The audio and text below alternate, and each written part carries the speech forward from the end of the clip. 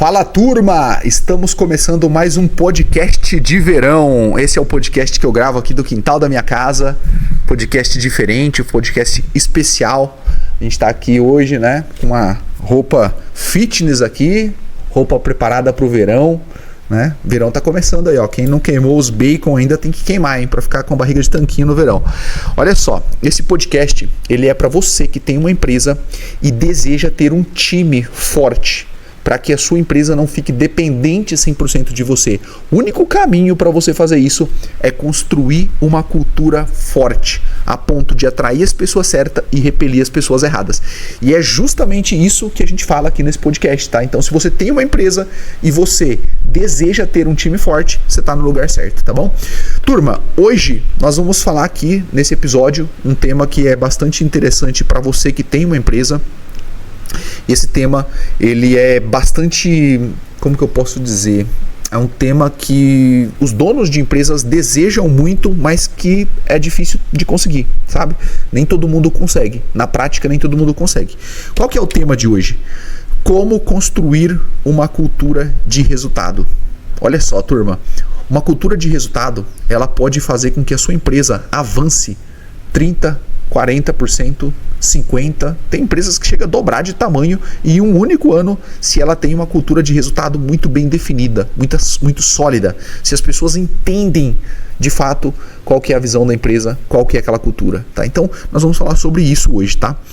Espero que você fique até o final e vai anotando os insights, tá? Vai anotando os insights que você tiver aí e aplica, porque só tem resultado quem executa, tá bom, turma? Vamos lá, olha só. Antes de te falar, né, os 3 pilares para você conseguir ter uma cultura de resultado, porque existem 3 pilares centrais que vai fazer com que a sua empresa tenha de fato uma cultura de resultado, tá? Antes de falar esses 3 pilares, eu quero te falar o que não é uma cultura de resultado, tá? Antes de você saber o que é, eu acho interessante você saber o que não é. Uma cultura de resultado, o que não é uma cultura de resultado, tá? É quando a empresa não bate meta 3 meses ou mais. Veja bem, a gente tem 12 meses no ano. Se você ficou 3 meses sem bater meta, cara, eu já não considero que você tem uma cultura de resultado. 3 meses sem bater meta já é bastante tempo sem bater meta, sabe? E uma empresa que tem essa cultura, esse foco em resultado, ela está o tempo todo olhando para a meta, para o objetivo, está traçando planos. Se alguma coisa não dá certo, as pessoas ficam preocupadas em querer resolver, traça planos, traça iniciativas, compartilha junto com o time, busca soluções, busca uma estratégia nova, sabe? Faz pergunta para o cliente, tenta entender onde que tá os gaps. Se a sua empresa fica mais de 3 meses sem bater meta no ano, 3 meses ou mais, eu já não considero que seja uma cultura de resultado, tá? Tem empresas que nem tem meta, tem empresas que batem meta pouquíssimas vezes durante o ano. Então você tem tudo aí menos uma cultura de resultado. Se você não comemora as pequenas vitórias, você também não tem uma cultura de resultado. Turma, teve uma época na minha vida que eu não comemorava nem o meu aniversário, sabe? A minha esposa, ela sempre comemorou 2, 3 vezes o aniversário dela. Comemora na quarta com as amigas, na quinta com a família, no final de semana com os outros amigos. Cara, eu nem o meu aniversário eu comemorava. Quem dirá comemorar as pequenas vitórias dentro da empresa, tá? Então, uma empresa que não comemora as pequenas vitórias também não tem uma cultura de resultado, tá bom? Se você não reconhece as pessoas pelo resultado que elas geram, se você reconhece elas por tempo de casa, você também não tem uma cultura de resultado.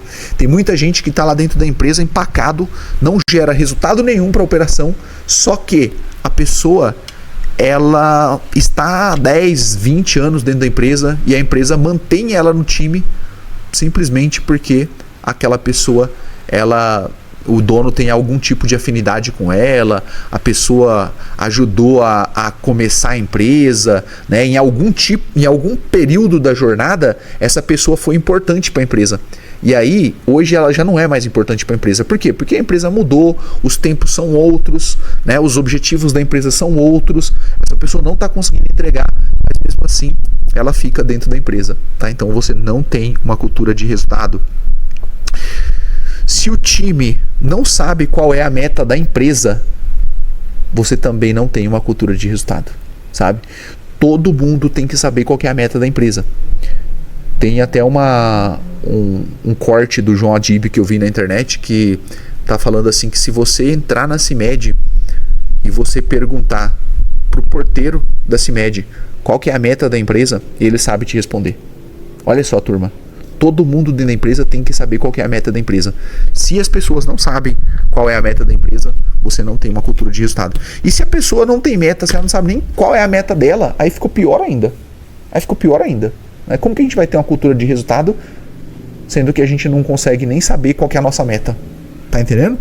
Então, essas coisas que eu te falei aqui, ó, se você tem alguma dela, você já não tem uma cultura de resultado. E por último, se você não treina, se vocês não têm costume de treinar, não têm um hábito de treinar, você também não tem uma cultura de resultado, né?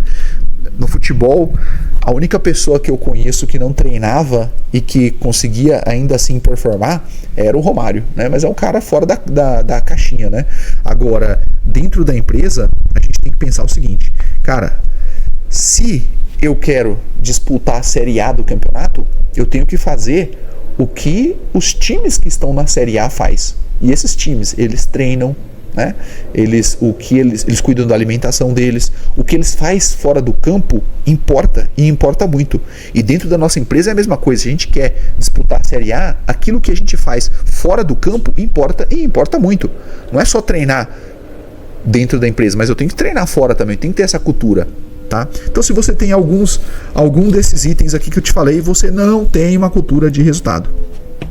E olha só, quero trazer para você aqui uma visão. Em 2010, quando eu comecei a empreender, eu sempre fui muito focado em resultado, sempre queria, né, alcançar os meus objetivos ali dentro da empresa. Só que uma coisa é você começar sozinho e querer alcançar o resultado sozinho, outra coisa é você começar a formar time e precisar fazer o desdobramento disso pro time. Então, eu comecei lá a empreender, né? Tava trabalhando a todo vapor, buscando sempre resultado. Aquela empresa, no começo, ela existia só para pagar as minhas contas, né? Para, sei lá, trocar de carro, poder fazer uma viagem, poder pagar as minhas despesas, né? No começo era isso. E o meu resultado naquela época era esse. Esse era o foco que eu buscava naquela época de resultado que eu queria gerar para a empresa, né? Que eu queria gerar, na verdade, para mim. Só que conforme foi passando o tempo e a gente foi colocando pessoas novas pro time, que a empresa foi crescendo, o foco começou a ser outro. O resultado que a gente buscava começou a ser outro. E aí, o que eu comecei a perceber? Que o modelo de gestão que a gente tinha ali dentro da empresa, ele não estava funcionando. Por quê? A gente colocava a meta, as pessoas elas tinham uma certa resistência à meta, uma certa resistência a coisas novas, então começava a fazer, daqui a pouco não fazia mais, parava, né? Parava pela metade. A gente tinha várias iniciativas e poucas acabativas, e aí a gente não entendia o porquê que a gente não tinha resultado, né? Porque as pessoas, ao invés delas ficarem felizes com as metas, porque se bater a meta ela vai ganhar mais, vai ganhar um prêmio e tal, né? Vai ganhar bonificação, a empresa está crescendo, ela também está crescendo. Não, as pessoas ficavam tristes com as metas. Elas não entendiam por que tinha que ter meta. Pô, cara, mas por que tem que ter meta? Até agora a gente trabalhou sem esse negócio, agora vai ter que ter essa parada aqui. E aonde que estava o principal problema naquilo tudo, né? Começa, não tem meio ativo, não tem acabativo, desiste. Aonde que estava o grande problema em tudo aquilo, né? A gente tinha alguns períodos que a empresa batia um pico de faturamento, outros períodos que a empresa estava batendo lá no fundo do poço, outro período que a empresa a água estava pelo menos passando do pescoço, né? A gente não tinha uma estabilidade ali, ó, de faturamento, uma linha contínua que ia crescendo, não, era lá em cima, né? Tô rico, tô pobre. E aí, o que eu comecei a identificar? Eu falei assim, cara, já tinha tentado de tudo, tá? Pô, tinha tentado várias coisas que não tinha funcionado. Então, começava e não tinha, né, acabativa. E aí, turma, eu sempre inconformado com aquilo, né? Eu pensei assim, cara, o que eu preciso fazer aqui para eu conseguir performar? E na época, eu tava lendo um livro que falava muito sobre indicadores de performance. Como que a gente faz para uma empresa performar e tudo mais e tal. E aí eu tirei alguns insights dali, né? Quais foram os insights que eu tirei? O primeiro, que eu precisava ter uma meta para cada departamento e que eu precisava ter um responsável para cada departamento. Então a gente já tinha as lideranças e eu comecei a desenhar. Cara, quais são as metas que eu tenho, né?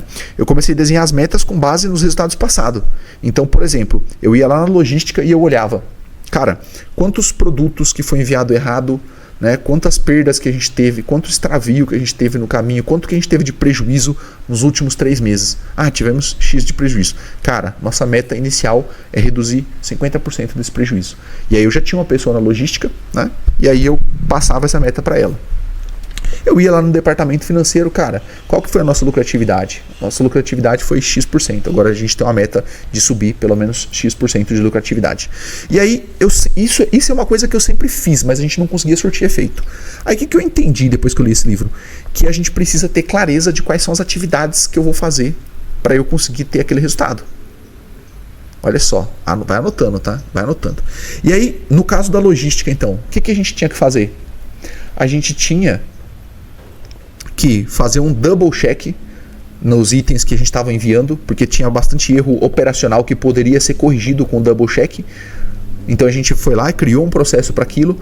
A gente criou um outro processo para a gente conseguir despachar os materiais de uma forma mais automática, e a gente foi melhorando os nossos processos aos pouquinhos. A gente criou algumas iniciativas por cada departamento. Criamos as iniciativas lá dentro do departamento financeiro, que tinha que melhorar a nossa lucratividade, né? Parte dessa lucratividade seria fazer com que o comprador comprasse menos, com que a empresa também tivesse menos material em estoque, e a gente foi conseguindo, né, criar as atividades, as ações para cada área. Turma, qual que foi uma grande sacada que virou a chave, né? E aqui, ó, eu falei para vocês que eu vou trazer 3 pilares aqui para você conseguir ter uma cultura de resultado. E o primeiro pilar foi, depois que a gente listou todas as metas por todas as áreas, a gente listou quais são as atividades, quais são as iniciativas que todas as áreas iam fazer.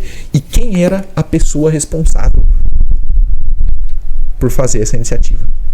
E aí, depois que a gente listou isso, o que a gente fez? A gente pegou um quadro bem grande, um quadro azul, e a gente escreveu quadro de metas. E a gente colocou na parede da empresa esse quadro. E todo santo dia, a gente tinha que ir lá naquele quadro e colocar as metas naquele quadro. Então, qual que era a meta do financeiro? Ele ia lá e colocava as iniciativas dele, o que ele fez naquele dia, né? E qual que era o resultado da meta dele. Qual que era a meta da logística? Ela ia lá e colocava naquele quadro, colocava as iniciativas, o que ela fez aquele dia. Depois que a gente começou a fazer isso, começou a deixar aquelas metas tudo à vista, para as pessoas olhar para aquela meta. Todo dia as pessoas estavam olhando para aquela meta, e inclusive eu, que estava no departamento comercial, e eu tinha minhas metas também com o meu time, e eu ia lá e eu era o primeiro a colocar a meta todos os dias, era o primeiro a colocar a meta, todos os dias eu era o primeiro a atualizar a meta. Depois que a gente começou a fazer isso daí, turma, a gente começou a ter uma assertividade melhor com relação às metas. Por quê? Porque estava na parede, tinha uma gestão à vista, sabe? Todos os departamentos tinham a meta lá e tinha que ir lá atualizar. E a gente parou de precisar ficar com aquelas metas dentro do computador. Porque antes a gente ficava com a meta na planilha do Excel lá dentro do computador. A gente não estava olhando para aquilo o tempo todo. E como a gente não está olhando o tempo todo, a gente perde de vista. A gente não encontra mais aquilo, a gente esquece daquela meta. Então toda vez a gente colocou um quadro, né, no corredor, toda hora a gente está passando por aquele corredor, a gente olha e vai lá e atualiza. E quando eu via que algum departamento não atualizou sua meta, o que eu fazia? Eu ia lá e cobrava aquele departamento no começo.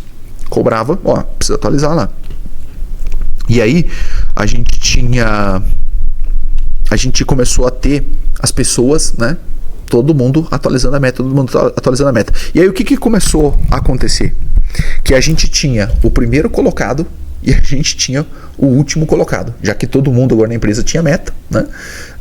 A meta da empresa, vamos dizer assim, a meta da empresa era uma meta que levava a empresa para a visão dela, para onde que ela quer chegar, e tinha todo um desdobramento dessa meta por departamento, que é onde a gente tinha as iniciativas de cada pessoa, que se todo mundo fizesse aquilo, a empresa ia chegar naquela visão dela, né?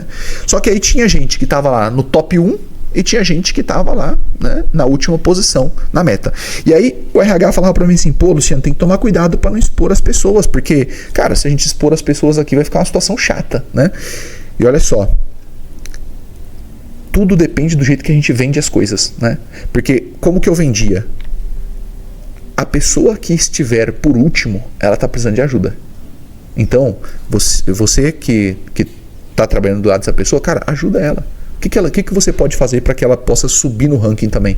Vamos criar uma cultura de colaboração aqui na empresa, né? E aí, turma, a gente foi construindo, né, essas metas aos poucos, todo dia atualizando, até que isso virou um hábito.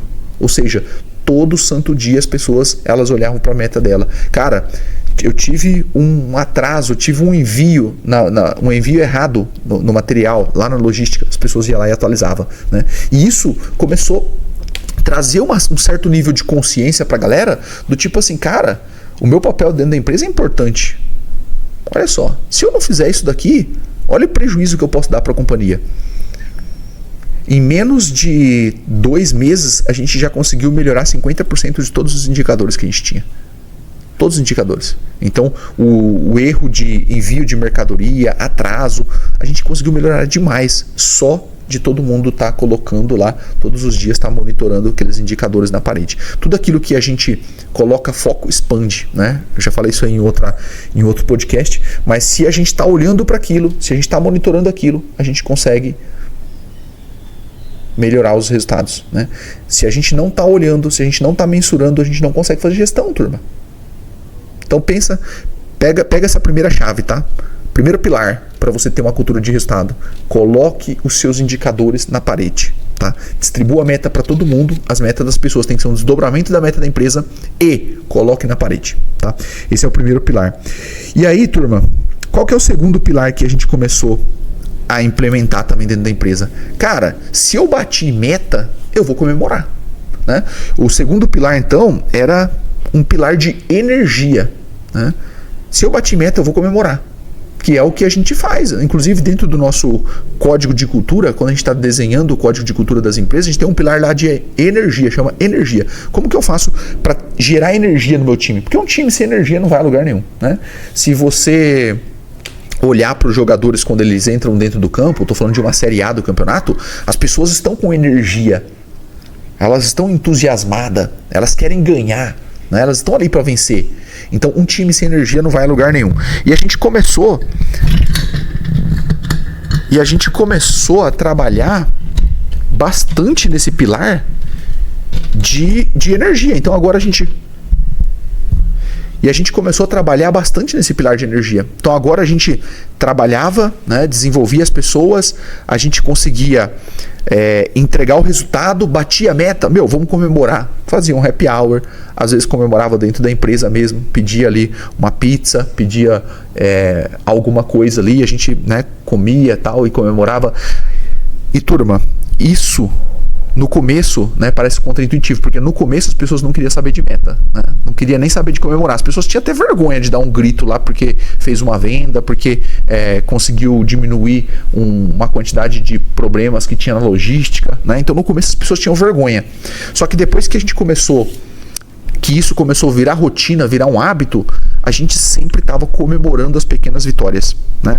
E olha só, se a gente não comemora as pequenas vitórias, a gente não consegue ter a percepção que a gente está evoluindo. Quantas empresas hoje não comemoram as pequenas vitórias? A empresa está evoluindo, mas as pessoas não têm a percepção de que elas também estão evoluindo. Quantas empresas, turma? Fala para mim. E aí, olha só, antigamente, né, quando a gente começou esse projeto, as pessoas elas ficavam tristes porque tinha meta. Era para ficar feliz. Não, ficava triste.